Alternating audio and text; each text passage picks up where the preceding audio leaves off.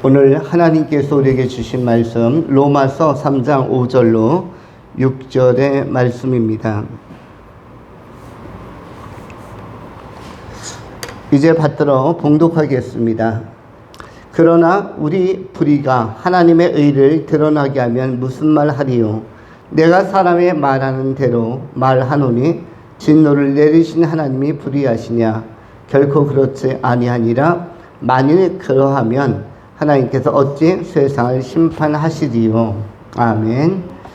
오늘은 선하신 하나님에 관하여 말씀을 나누고자 합니다. 두 가지로 말씀을 나눠 정돈합니다. 첫 번째, 삶의 방향. 삶의 방향. 두 번째, 삶의 가치.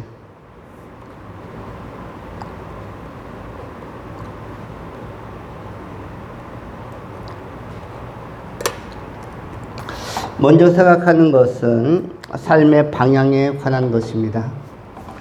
우리 사람들이 삶을 살면서 또 삶을 마무리하면서 후회하는 것은 삶의 방향이 빗나갔을 때 후회하고 허탈감과 허무함을 느끼는 것입니다. 삶의 방향만 올바로 형성이 되었다면 사람은 후회하지 않습니다. 삶의 방향이 또 삶의 방식이 그릇되었을 때 후회하기도 하고 안타까워하기도 하는 것입니다. 성인이 되면서 어린 시절, 학창 시절에 공부에 아쉬움을 갖는 사람들은 두 가지로 회상을 하면서 공부하는 방향이 잘못되었고 또한 공부하는 방법이 잘못되었고 방향과 방법에 대한 것을 후회하거나 아쉬워하기도 합니다. 삶에 관한 것도 마찬가지입니다. 사업에 관한 것도 마찬가지고 우리는 인생을 설계하기도 하고 또는 추정하기도 하면서 하나하나 풀어가지만 그러나 실제로 어려운 것은 삶의 방향을 찾아가는 것입니다.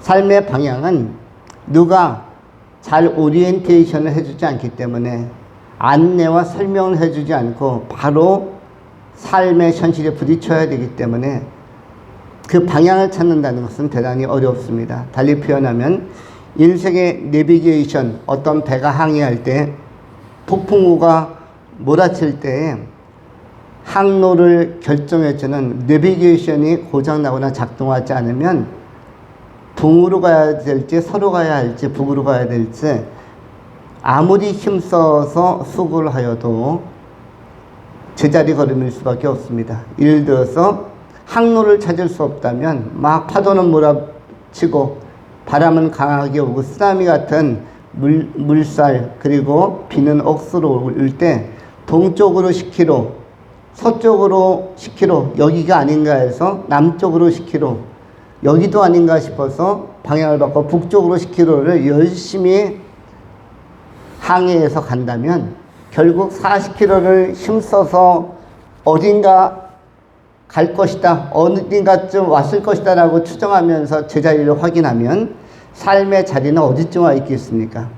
동쪽으로 10km, 이 방향이 아닌가 해서 서쪽으로 10km, 이 방향도 아닌가 싶어서 남쪽으로 10km, 이 방향도 아닌가 싶어서 북쪽으로 10km. 그러면 이 배는 어디쯤 가 있을까요? 비행기든 선박이든 사람이든 마찬가지입니다. 의도는 전방을 향해서 가려고 하는 것이 궁극적인 의도이겠지만 우리 인간의 의도와는 다르게 인생의 내비게이션, 영적 내비게이션이 없으면 우리는 제자리 걸음을 하게 되는 것입니다. 세월이 지나도 별로 진보가 없고 세월이 지나도 많은 발전이 없는 것은 대부분은 방향 설정, 방향 형성에 있어서 근본적인 문제를 가지고 있기 때문입니다. 그래서 차분하지만 천천히 가지만 슬로우 앤 스테이디 천천히 그러나 점진적으로 바른 방향으로 가는 것이 그것이 굉장히 중요한 것입니다. 이것은 어떤 목적지를 향해서 가는 차량도 마찬가지지만 그러나 인생이라는 단 한 번밖에 주어지지 않고 그리고 이 방향과 삶을 풀어가는 방식에 따라서 상벌이 결정되는 인생이란 경주는, 인생이란 게임은, 이것은 굉장히 그 방향과 방법이 중요한 것입니다. 이 방향성을 제시하는 것은 자동차에는 내비게이션이 있고 인공위성을 통해서 안내를 받을 수 있고, 선박이나 모든 비행기나 이런 것들은 항로를 찾아갈 수 있는 루트들이 나름대로 있지만, 그러나 삶의 방향을 제시하는 영적인 내비게이션은 어디에 나와 있냐면 오직 성경이라는 형태로, 말씀이라는 형태로 우리에게 제시되고 계시되는 것입니다. 또 다른 방식으로 이것이 우리에게 전달되거나 수여되거나 공급되지 않습니다. 또 다른 유형의 어떤 내비게이션 또는 무형적 내비게이션으로 작용하고 작동하는 것이 아니라 하나님의 말씀이란 형태로 우리에게 바른 설정과 방향의 형성이 전개되고, 이것을 하나님은 말씀하신 것입니다. 그래서 우리 하나님께서는 시편 119편 105절을 통해서 하나님의 말씀은, 주의 말씀은 내 발의 등이라고 말씀한 것이고 내 길의 빛이라고 다윗을 통해서 말씀해 주신 것입니다. 하나님의 말씀을 가까이 함으로 말미암아 성서적 방식으로 길을 찾아가고, 그것이 하나님과 동행함에 있어서 중요한 내용이 되는 것이며, 그 동행의 결과물로 말미암아 하루하루는 가치와 의미를 더할 수 있는 것이고, 이러한 삶의 중복과 이 삶의 개진과 전개는 합력하여 선을 이루고 가는 결과로 나타나게 되는 것입니다. 그리고 하나님의 말씀을 토대하고 근거해서 풀어가는 삶은 누구의 강력한 역사를 받느냐면 성령의 강력한, 진리의 영의 강력한 인도함을 받습니다. 성령의 강력한 인도하심이 오늘 우리의 삶 속에, 우리의 정황과 우리가 펼쳐온 삶의 모든 자리에 나타나기 때문에, 그렇기 때문에 그 한날 한날이 나름대로 의미가 있는 것입니다. 그리고 이러한 이 방향이 올바로 형성되었는가는 마지막 날에, 그렇게 기록되었던 날들의 마지막 시점이 천국으로 이어지는 계단, 천국으로 이어지는 그런 통로로 연결되어질 때 내 영혼이 은총을 입어 중한 죄짐을 벗어버리고 12 진주문으로 형성되어진 새 예루살렘 성을 향하여 힘있게 나아갈 때 우리를 맞이해 주시는 예수 그리스도와 천군 천사와 우리가 대면하며 주의 영광의 나라에 들어갈 때 우리는 이 방향이 옳았다라는 것을 우리가 확신할 수 있는 것입니다. 예수 그리스도 이외에는 천국문을 열어주실 분이 없고, 닫혀져 있는 그 천국문을, 이 진주문을 다윗의 열쇠로 여실 분은 요한계시록에 예견된 바와 같이, 예언된 바와 같이 예수 그리스도 하나님의 아들 메시아 성자 예수 이외에는 없는 것입니다. 그래서 예수 그리스도를 중심으로 형성된 기독교, 예수 그리스도를 중심으로 예수 그리스도만이 유일한 길이요 진리요 생명이요 부활이라고 천국으로 들어가는 통로라고 선언하신 이 말씀을 믿는 신앙을 가진 기독교 공동체, 교회 공동체만이 가장 결정적인 의미를 갖게 되는 것입니다. 이러한 교회는 누가 세우는가? 바로 예수 그리스도께서 설계하시고 비전 속에서 제시하신 것입니다. 마태복음 16장 16절로 20절 사이에 내가 새 세상의 권세 또는 음부의 권세가 이기지 못하는 교회를 세우겠다. 반석 위에 세우겠다. 너희 고백 위에, 고백의 토대 위에 교회를 세우겠다. 라고 힘있게 약속을 하고 계신 것입니다.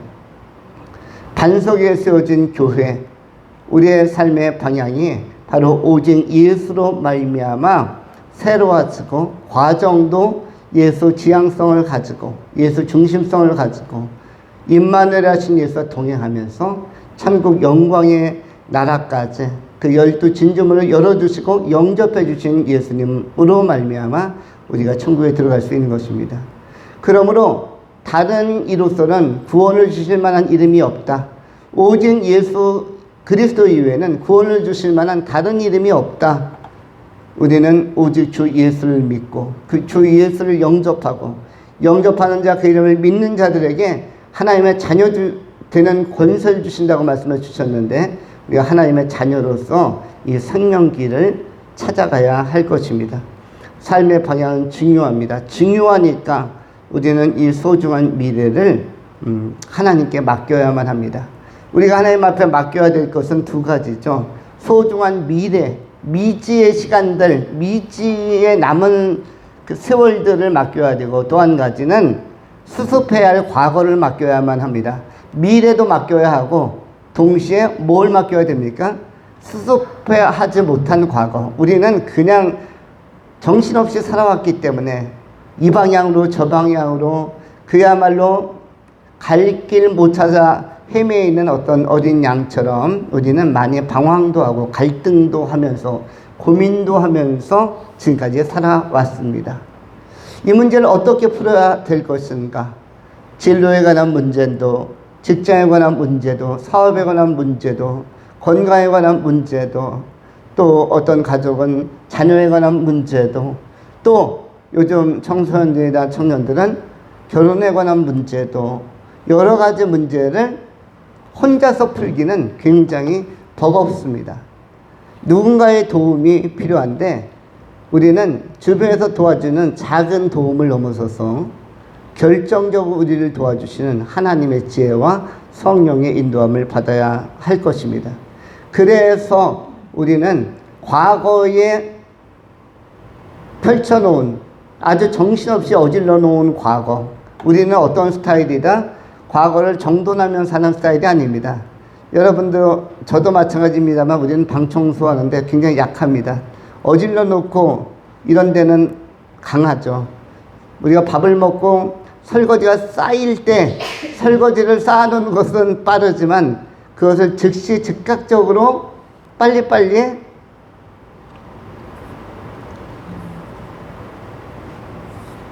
설거지를 청소해 갖고 정돈해 놓는 데는 아주 더딥니다. 천천히 하려고 합니다. 우리가 빨래도 마찬가지죠. 빨래도 벗어놓고 쌓아놓는 데는 빠르지만 그것을 세탁해서 또 건조해서 잘 정돈해서 제자리에다 놓기는 굉장히 더딘 것입니다. 그런데 인생은 이것보다 더하다는 것입니다. 인생은 우리가 어떻게 보면 저질러 놓고 그냥 그야말로 어질러 놓은 것이 지금까지의 삶이라고 할 수가 있습니다. 그래서 이 정돈도 누구에게 맡겨야 된다? 합력하여 선을 이루실. 합력하여라는 것은 무엇입니까? 손길 하나하나 섬세하게 손을 대실 우리 하나님 앞에, 우리 주 예수 그리스도 앞에 다 맡겨야 됩니다. 그 가운데서 죄라는 오염물질이 많이 묻은 것은 그리스도의 보혈로 씻음을 받아야 하고, 또 성령의 도움을 받아 눈처럼 우리는 휘어져야 하며, 그리고 우리가 잘 정돈되는 과거를 가지고 살아가야 할 것입니다. 이 과거가 정돈이 잘 되면 모자이크처럼 작품이 될 수 있는 것이고 합력하여 선을 이룰 수가 있는 것이며 남은 삶을 살아갈 때의 디딤돌처럼 작용할 수가 있는 것입니다. 우리가 이러한 과거도 수습해야 할 과거나 펼쳐가야 할 소중한 미래도 우리 하나님 앞에 맡기면서 선하신 하나님의 인도함을 받는 하나님의 의로우심을 덧입는 귀한 성도님들이 되실 수 있기를 축원합니다. 두 번째로 삶의 가치에 관한 것입니다. 우리 하나님은 항상 의로우셔서 우리의 길을 인도하시고 우리에게 힘을 주시며 때로는 우리를 반듯하게 세우기 위하여 진노도 하시고 우리 가운데 일깨움을 주십니다. 하나님은 언제나 바른 판단과 정확한 안목을 가지고 불꽃 같은 눈동자로 우리 한 삶 한 삶을 진단하시고 그 그리고 이끌어 주십니다. 우리가 세상의 명의들도, 병원에 근무하는 의사 선생님들도 의학적 도구를 가지고 어떤 환자를 진단할 때 우리는 거의 신뢰합니다. 이 의사 선생님이 거의 정확하게 나의 몸 상태를 체크해 줄 것이며 내 안에 여러 가지 요소들, 내 혈액에 관해서도 검사해 줄 것이고 내 건강 상태, 내 몸에 염증이 있는지 없는지, 그 외에 여러 가지 이상현상이 있는지 없는지, 어떤 때는 엑스레이 촬영을 통해서, 어떤 때는 MRI 촬영을 통해서, 어떤 때는 조직 검사를 통해서 하나하나 정밀하게 체크하실 것입니다. 우리는 그런 의사의 진단과 처방에도 신뢰를 보냅니다. 하물며 우리의 인생의 진단자, 우리 하나님은 하나님 자신을 치료자라고도 그렇게 선언하십니다. 다윗은 시편을 통해서 우리 하나님을 나의 치료자로 고백하기도 합니다. 또 여호와 라파 하나님은 치료하신 하나님으로서 우리를 싸매시고 고치시는 하나님, 또는 마라의 쓴물도 엘림의 단물처럼 바꾸어 주시는, 변화시키시는 하나님이십니다. 우리 삶에 많은 변화의 영역이 필요할 때 우리는 하나님을 조금 더 의지할 필요가 있습니다. 이른바 의탁하고 믿음으로 위탁할 필요가 있습니다. 여러분의 미래와 삶이 소중합니까? 소중하지 않습니까? 소중합니다. 소중하다고 할 때 이것은 조금 소중한 게 아니라 매우 소중하다. 나에게 남은 시간과 남은 생명과 남은 지상의 삶은 매우 소중하다. 매우 소중하고 매우 가치가 있고 매우 의미가 있다. 매우 가치가 있고 매우 의미가 있는 것은 누구에게 맡겨야 될까? 전문가에게 맡겨야 되고, 그리고 우리의 목숨도 중요하다면 진짜 명의를 찾아갈 것입니다. 돌팔이를 피할 것입니다.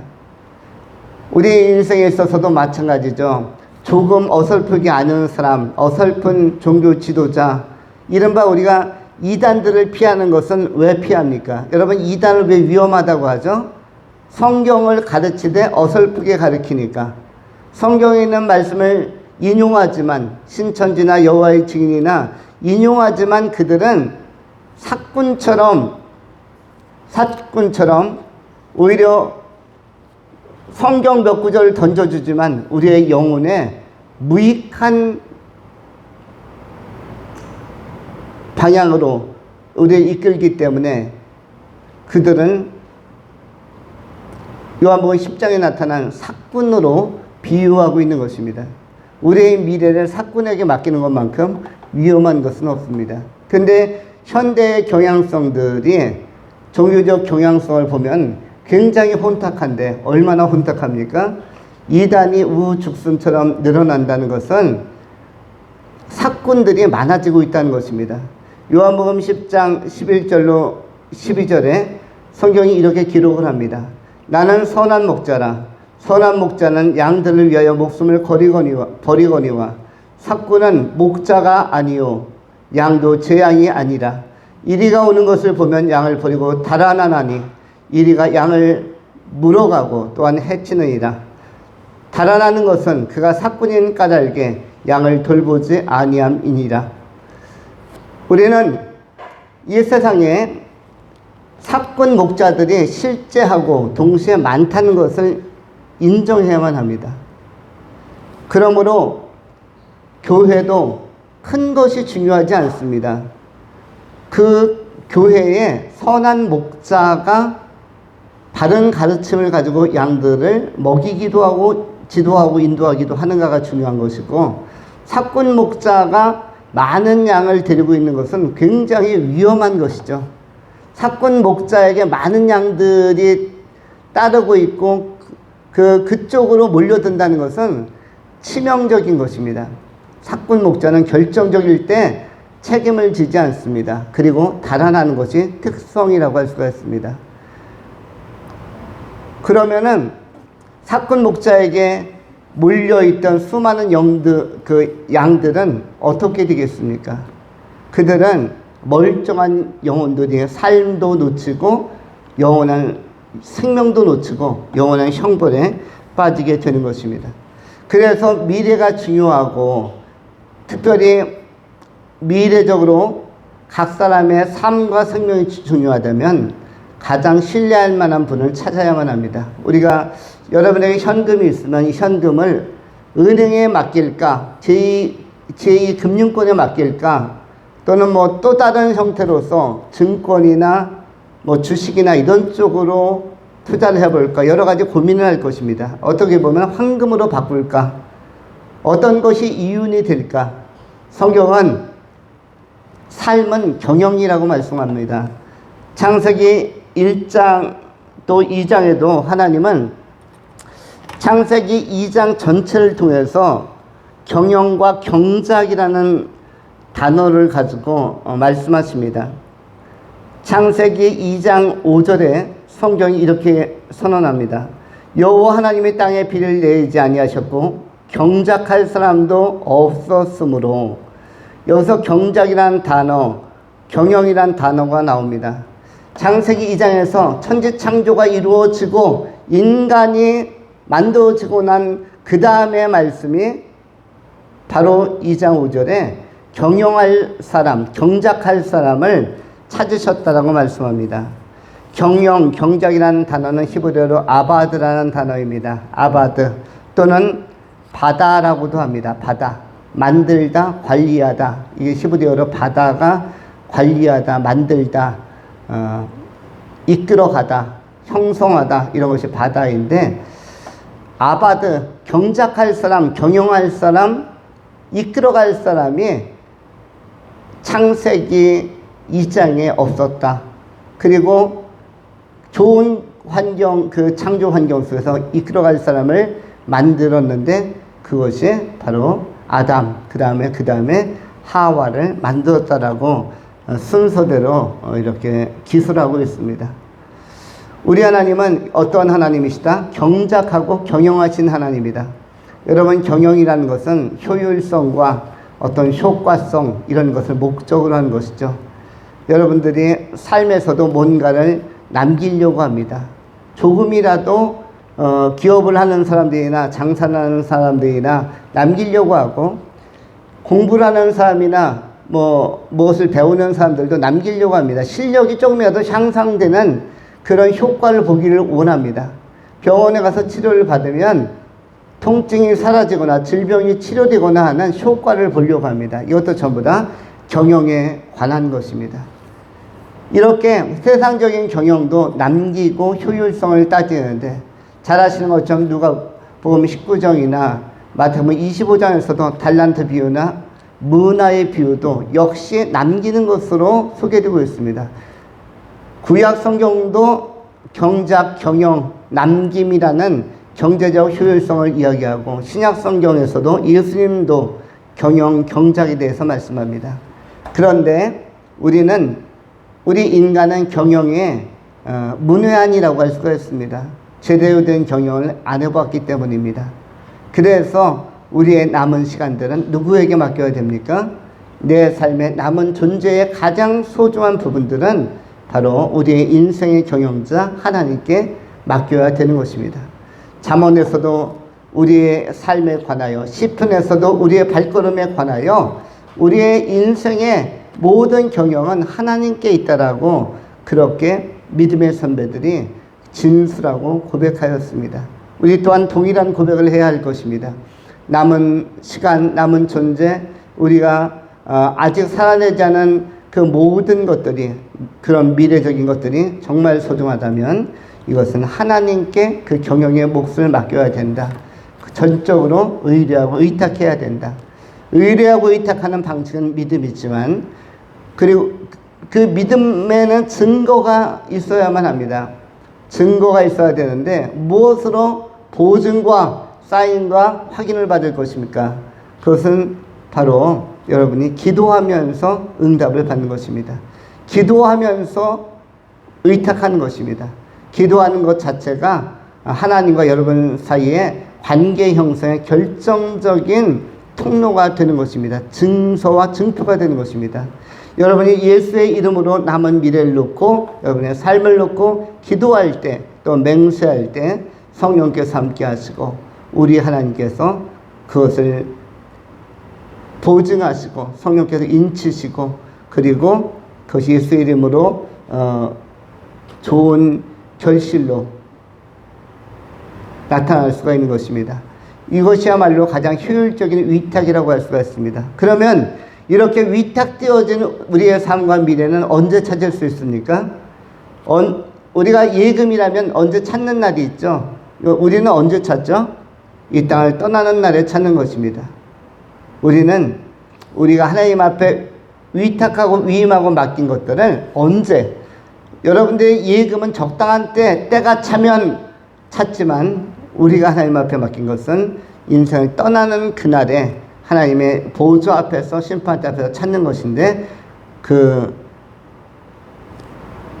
하나님의 영광의 나라에 들어갔을 때 생명책에 기록된 그러한 이름으로, 또 주님의 선언 착하고 충성된 종이라는 선포로, 그리고 금면류관으로, 영생의 면류관으로, 그 칭찬과 명성으로 상급으로 이른바 다 주어지는 것입니다.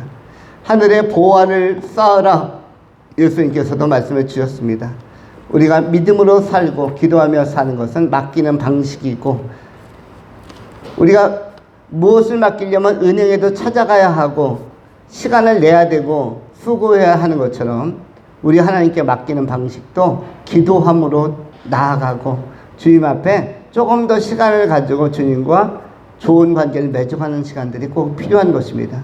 맡기는 시간을 너무 아쉬워하거나 아까워하지 말고 기도할 때 기도하고, 하루에 시간을 정해서 때를 정해서 기도하는 베드로와 요한처럼 때를 정하여 기도하고, 다니엘처럼 때를 정하여 기도하는 하나님 앞에 맡기는 시간을 아끼지 않는 사람들이 결국 기쁨으로 단을 거둘 수가 있는 것입니다.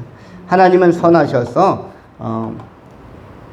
반드시 삶의 마지막 날에 영광 가운데 여러분에게 가장 효율적인 상급을 보상해 주시고 또한 나타내어 주실 것입니다. 그 영원한 기업, 영원한 복락 안에서 영원한 상급을 여러분이 누리면서 영생을 살아가시는 지혜자들이 되실 수 있기를 축원합니다. 기도하겠습니다. 할렐루야. 존귀하신 하나님 감사합니다.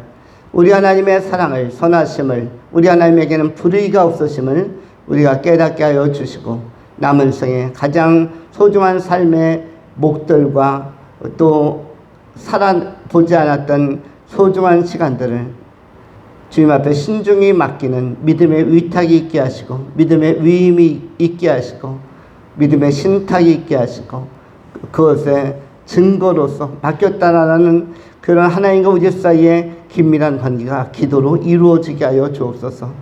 다니엘과 다니엘의 세 친구가 그들의 운명과 미래를 기도하면서 뜻을 정하여 맡긴 것처럼, 다윗이 시편을 통해서 끊임없이 기도하면서 험난한 길들, 여정들을 맡긴 것처럼, 바울이 선교 여행을 떠나면서 기도처를 찾아 기도하면서 맡긴 것처럼, 우리도 우리의 미래와 삶을 우리 하나님 앞에 맡기며 나가는 지혜자들이 다 되게 하여 주옵소서.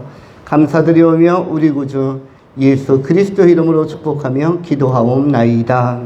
아멘.